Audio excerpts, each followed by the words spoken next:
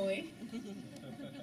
So, how does this little girl find her way to Central Europe, coming all the way from Harare, Zimbabwe, having been raised there in South Africa as well as Ghana? How on earth did she find herself in the Czech Republic, and of all places, in České Budějovice? The short story is a friend of a friend connected me with a language school here to teach English. But there's so much more behind that story, and this evening I want to tell you a little bit more about how I came to be here. And I would like you to take you back to me as a young girl. I'll never forget, I was in a creative writing class, and they asked us, what do you want to be? I couldn't answer that question, but I remember looking out the window and I saw a bird flying, and I said I wanted to fly. I wanted to go somewhere. I don't know where. And this is my mom's family. My mother is the 7th of 11 children, yes. And in our culture, the family holds a strong place, and men in our families have a lot of say in what you do and what you become. So my mom grew up, she was very intelligent, that's my mom. She wanted to be an accountant or an IT specialist, but the males in her family discouraged her from doing that, and so she became a town planner. She gave up on what she wanted to do and pursued this dream. And so I similarly, just kind of when I was growing up, just went to school, did what I needed to. I was told you have to work hard, do what you need to do, get good grades, and you get a good job. When I finished high school, I thought maybe I can take a gap year and I can teach English somewhere and see the world. But my family kind of said, no, you need to go to university now. So I went to a university in South Africa called Rhodes University. It's a very prestigious university. I didn't study what I wanted to do because when I wanted to submit my acceptance for a different course, I was told, no, that's not the course for you. You need to do this course. I did that. I did well. I thought I would travel after that, but instead I started working. I worked for some great companies, and I was in Johannesburg in 2017. My visa was up. I didn't know what I wanted to do. I just knew I didn't belong there. And I started wondering, where exactly was life going to take me?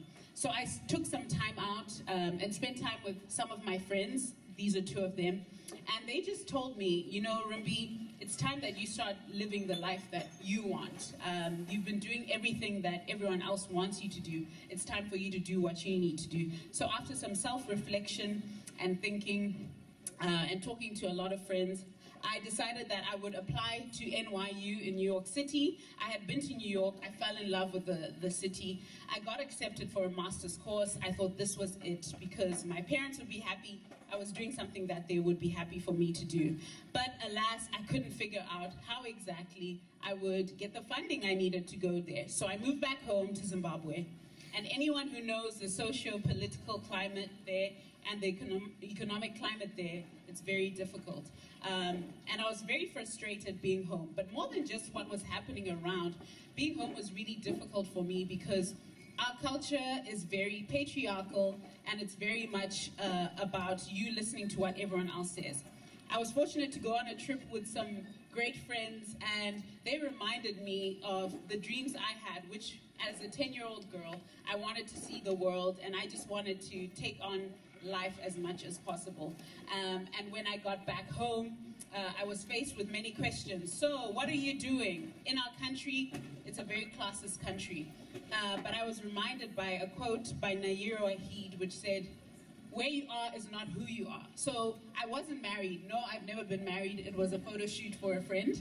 And that too, I had failed in that regard. I wasn't married, I had no kids. But I was trying to live the life that I wanted, the life that would make me happy. And I remembered the conversations I had with friends. They reminded me that I'd always wanted to travel, I'd always wanted to see the world and go somewhere completely different.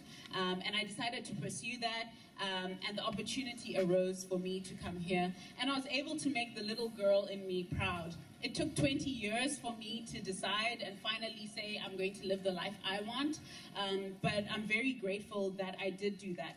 My parents, they raised me to see the world, and I'm very grateful for that because that's where that seed was planted in my heart. And so being here in České Budějovice, there's so many things I've learned. For example, that you can drink in public. That is a very shocking thing to me. Where I come from, it is very illegal. I've been amazed that you learned science and math in Czech. The language is very difficult. I learned math in English, and that was hard enough. I can't believe the Americans stole your idea. I'm very angry for you. I don't know why you let them take it, but there's so many things. I'm like, no, and I wish more people would come to the Czech Republic to visit because it's such a beautiful country as far as I've seen it.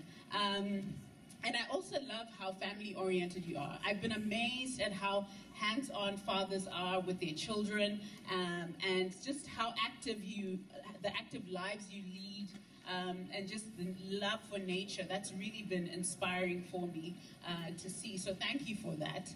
And of course, I need to thank you for Studentska Peče. That's my favorite chocolate in the world right now.